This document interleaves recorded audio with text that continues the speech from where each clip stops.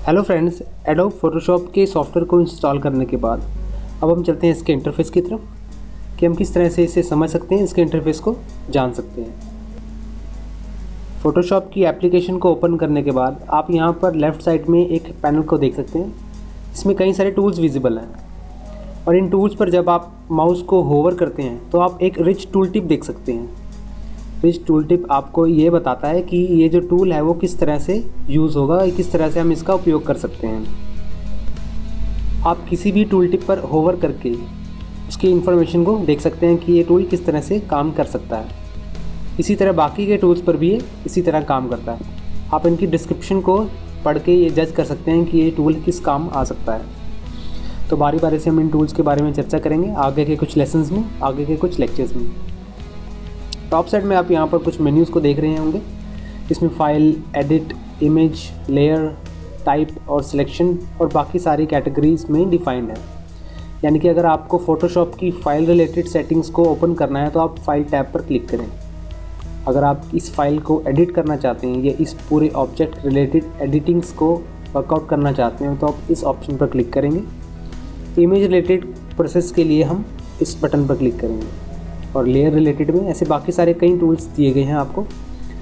यहाँ पर हम शुरुआत करते हैं सबसे लेफ़्ट पैनल से। लेफ़्ट पैनल में आप यहाँ देख पा रहे हैं कि यहाँ पर आपको एक टूल टिप दिख रहा है। अगर आप चाहते हैं कि ये टूल टिप किसी भी टूल पर क्लिक करने पर ना आए तो उसके लिए आपको क्या करना होगा, एडिट टैब में जाकर प्रेफरेंसेस में जाना होगा, जो कि यहाँ पर नीचे हमारे पास दिया गया। प्रेफरेंसेस में हमें टूल्स ऑप्शन पर क्लिक करना होगा। टूल्स ऑप्शन पर क्लिक करने के बाद आप यहाँ पर देख सकते हैं टूल टिप्स को अगर आप इनेबल करते हैं तो आप इस होवर बटन को नहीं देख पाएंगे। अगर आप किसी अदर टूल टिप्स को भी देखना नहीं चाहते तो आप इस ऑप्शन पर क्लिक करके बाकी के टूल टिप्स को भी डिसेबल कर सकते हैं। मैं ओके कर देता हूँ। अब यहाँ पर आप देख सकते हैं हमारे पास जो टूल टिप्स हैं वो डिसेबल हो गए हैं। किसी भी ऑप्शन पर अगर मैं क्लिक करूँ तो मैं वो टूल टिप नहीं देख पा रहा हूँ। फिर से ऑन करने के लिए आपको एडिट प्रेफरेंसेस में जाकर टूल्स में उस ऑप्शन को ऑन कर देना है। मैं अभी के लिए इसे डिसेबल कर देता हूँ। उसके बाद यहाँ पर बॉटम में आप देख पा रहे हैं यहाँ पर डॉक्यूमेंट का साइज़ दिखाया जा रहा है। अगर आप साइज़ रिलेटेड सेटिंग्स नहीं चाहते या किसी ऑब्जेक्ट रिलेटेड सेटिंग्स को चेंज करना चाहते हैं, जैसे कि आप यहाँ पर साइज़ नहीं देखना चाहते, डॉक्यूमेंट की प्रोफाइल देखना चाहते हैं कि किस प्रोफाइल का है, आप उसे यहाँ पर देख पाएंगे। और इसी तरह इसके डायमेंशंस कि इस डॉक्यूमेंट की डायमेंशन क्या है आप उसको भी यहाँ पर देख पाएंगे। और यहाँ पर और इस ऑप्शन पर अगर आप लेफ़्ट क्लिक करके रखें, लेफ़्ट क्लिक होल्ड करके रखें तो आप उस रिलेटेड सेटिंग्स को और भी डिस्क्रिप्शन में देख पाएंगे। अगर आप ये देखना चाहते हैं कि इस पूरी फाइल में कितनी लेयर्स हैं तो आप लेयर काउंट के ऑप्शन पर क्लिक करके उस लेयर को भी जज कर सकते हैं। मैं अभी के लिए इसी साइज़ पर डिफ़ॉल्ट जो कि हमें दिया गया था मैं उसे ही क्लिक कर देता हूँ। एंड अब चलते हैं राइट साइड के फ़ोटोशॉप के पैनल्स की तरफ। राइट साइड में आप यहाँ पर देख रहे हैं कि यहाँ पर हमारे पास कई सारे कलर्स एंड स्वैशेस दिए गए हैं, जिससे हम कलर कॉम्बिनेशंस को सिलेक्ट कर सकते हैं। और यहाँ पर लर्न रिलेटेड सेटिंग्स है, यानी कि अगर आप फ़ोटोशॉप में बिगिनर हैं, न्यू है, तो आप इन वीडियोज़ या इन ऑप्शंस को क्लिक करके उनके बारे में जानकारी ले सकते हैं कि आप अपनी फ़ोटोज़ को किस तरह से फिक्स कर सकते हैं। कुछ फंडामेंटल स्किल्स, इसके अंदर बारी बारी से कई तरह की ऐसी स्किल्स वर्कआउट की गई हैं, बताई गई हैं। इफ़ेक्ट्स के बारे में अगर आप नॉलेज लेना चाहते हैं या पेंडिंग के बारे में तो आप इन ऑप्शंस पर क्लिक कर सकते हैं। लाइब्रेरीज़ के टैब में अगर आप क्लिक करें तो आप लाइब्रेरीज रिलेटेड सेटिंग्स को देख पाएंगे। इसके अंदर आप कई सारे फॉन्ट रिलेटेड सेटिंग्स, कई सारी वीडियोस या कई सारे टूल्स को भी देख पाएंगे कि आप उसे किस तरह से यूज़ कर सकते हैं। इसके बाद एडजस्टमेंट्स में आप किसी भी इमेज के ब्राइटनेस को चेंज कर सकते हैं, उसे मैनेज कर सकते हैं, उसके लेवल्स को, कर्व्स एंड और भी बाकी सारी सेटिंग्स हैं जो कि फ़ोटोज़ रिलेटेड है। और बाकी के टूल्स की भी जानकारी हम फ्यूचर के लेसन्स में लेंगे। इसके बाद आप यहाँ पर नीचे देख पा रहे हैं कि हमारे पास कुछ और भी ऑप्शन दिए गए हैं। इसमें लेयर, चैनल और पाथ रिलेटेड सेटिंग है। मैं इसे ड्रैग कर लेता हूँ ताकि मैं इसे ओपन कर सकूँ एक नई सेक्शन में। आप यहाँ पर देख रहे हैं कि ये तीनों ऑप्शंस मर्ज हो गए हैं, लेकिन अगर आप इन सभी में से किसी भी डॉक को ऑफ़ करना चाहते हैं तो आप इस पर राइट क्लिक करके इसे क्लोज ऑप्शन पर क्लिक कर सकते हैं। इसी तरह इसे भी अगर आप इसे मिनिमाइज़ करना चाहते हैं तो आप मिनिमाइज़ के बटन पर क्लिक करेंगे तो कुछ इस तरह से मिनिमाइज़ हो जाएगा। इसे मैक्सिमाइज़ करता हूँ स्पेंड पैनल के ऑप्शन पर क्लिक करके, एंड देन मैं इसे रिमूव करता हूँ यहाँ से। एंड अब बात करते हैं लेयर्स की। अगर आप कोई भी न्यू लेयर बनाते हैं या कोई भी सॉलिड लेयर बनाते हैं या कोई भी इमेज इसमें इंपोर्ट करते हैं तो आप उसकी लेयर को यहाँ पर देख पाएंगे। इसमें हम एक बार एग्जांपल देख लेते हैं। इसमें अगर मैं फ़ोटोशॉप की इस इमेजेस को इस तरह से ड्रैग करके इसे ओपन करता हूँ और इसे मैं यहाँ पर, आपको इसके लिए लेफ़्ट क्लिक को होल्ड करके रखना पड़ेगा माउस में। तो मैं जैसे ही मैं लेफ़्ट क्लिक को छोड़ता हूँ तो आप यहाँ पर फ़ोटो को देख पाएंगे कि किस तरह से हमारे पास विजिबल होनी शुरू होगी। कुछ इस तरह से आप यहाँ पर लेयर में देख सकते हैं कि आप जितनी भी इमेजेस यहाँ पर इंपोर्ट करेंगे आप उसी हिसाब से लेयर्स को भी मैनेज कर पाएंगे, एक्सटेंड कर पाएंगे। ऐसे फिट कर देता हूँ इसमें एंड इसके बाद मैं टिक मार्क पर क्लिक करता हूँ। टिक मार्क पर क्लिक करने के बाद आप उस लेयर को प्रॉपरली एडजस्ट कर पाएंगे बैकग्राउंड के रेशियो के अंदर। उसके बाद चलते हैं हम फोटोशॉप की कलर स्कीम की तरफ कि आप किस तरह से इसके इंटरफेस के कलर को चेंज कर सकते हैं। इसके लिए हमें एडिट टैब में जाना होगा। एडिट टैब में जाने के बाद प्रेफरेंसेस में इंटरफेस के ऑप्शन पर क्लिक करेंगे। इंटरफेस में आप इंटरफेस रिलेटेड सेटिंग्स को चेंज कर सकते हैं, यानी कि अगर आप चाहते हैं कि इसका कलर कुछ लाइटर हो तो आप इस ऑप्शन पर क्लिक करें। अगर आप और भी ज़्यादा लाइट चाहते हैं तो आप इस ऑप्शन पर क्लिक कर सकते हैं। और डार्कर मोड के लिए आपको डार्कर मोड सेलेक्ट करना पड़ेगा, डार्कर ऑप्शन को। लेकिन मैं यहाँ पर सेकंड नंबर पर हमारे पास डार्क मॉड्यूल सिलेक्टेड है यहाँ पर मेरे पास।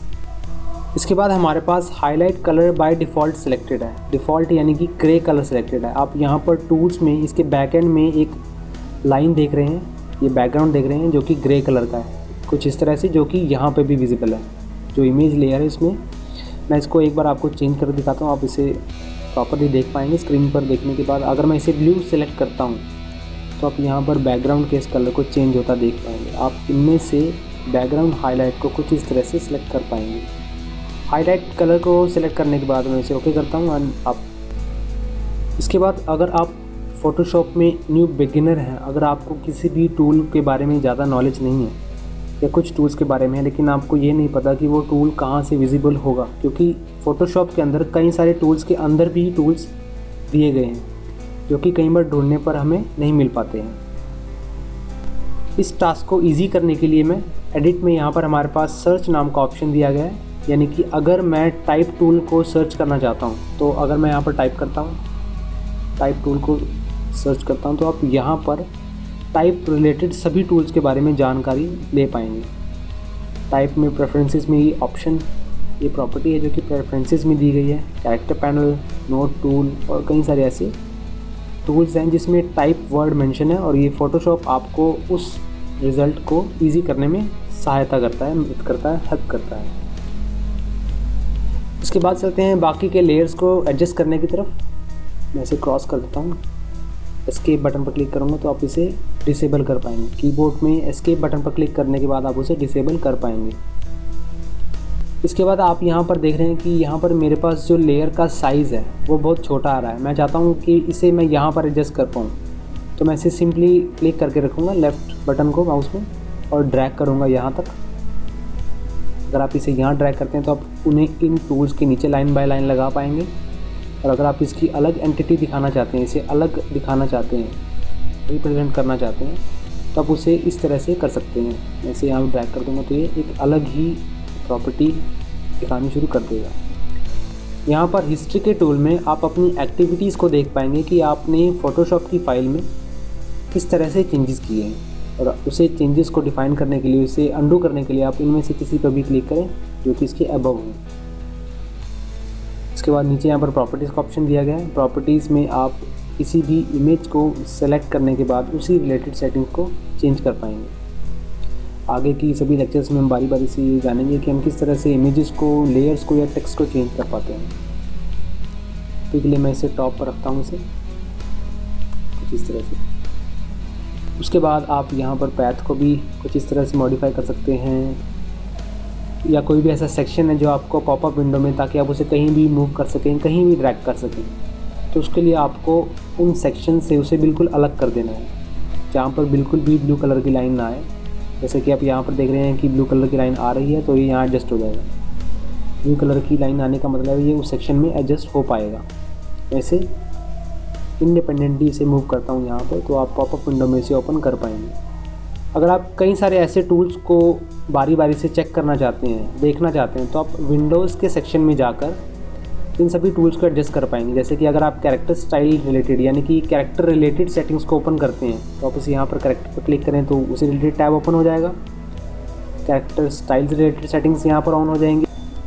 इसके बाद आप चाहें तो कैरेक्टर स्टाइल रिलेटेड सेटिंग्स को भी ऑन कर सकते हैं। और बारी बारी से ऐसे कई सारे टूल्स हैं जिसमें आप लुक देख के, जिसे आप एक बार देख के आपको जो आपको सुटेबल लगे उसे विजिबल कर सकते हैं, उसे देख सकते हैं।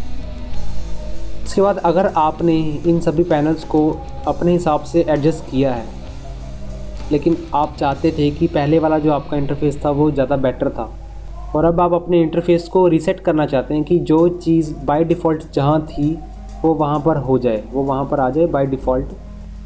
जैसे कि आप यहाँ पर पैथ रिलेटेड सेटिंग्स हैं जो कि पहले यहाँ पर इस सेक्शन में थी, उसे दिखाना चाहते हैं, तो आप मैं उसे बाय मूव ऐसे मूव ना करके उसे रीसेट भी कर सकता हूँ इस पूरे इंटरफेस को, जो जहाँ पर पहले था वो वैसे ही हो जाएगा। इसके लिए आप टॉप राइट साइड में यहाँ पर एक बटन देख रहे हैं, मैं इसे क्लिक करता हूँ और रीसेट एसेंशियल्स के बटन पर क्लिक करता हूँ तो मेरे पास एसेंशियल यानी कि जितने भी मेरे पास ये सेक्शंस हैं ये रीसेट हो जाएंगे। क्लिक करता हूँ तो आप जैसे तो आपके पास ये कुछ उस तरह से विजिबल होनी शुरू हो गई जब आपने फ़ोटोशॉप को ओपन किया था। यहाँ पर बारी बारी से आप इसे देख सकते हैं। आगे के लेक्चर्स में हम देखेंगे कि हम किस तरह से मल्टीपल फ़ोटोज़ को एडिट कर पाते हैं, कि हम किस तरह से यहाँ पर अभी तक हमने सिर्फ एक फ़ोटो को एडिट किया, उसके इंटरफेस को समझा।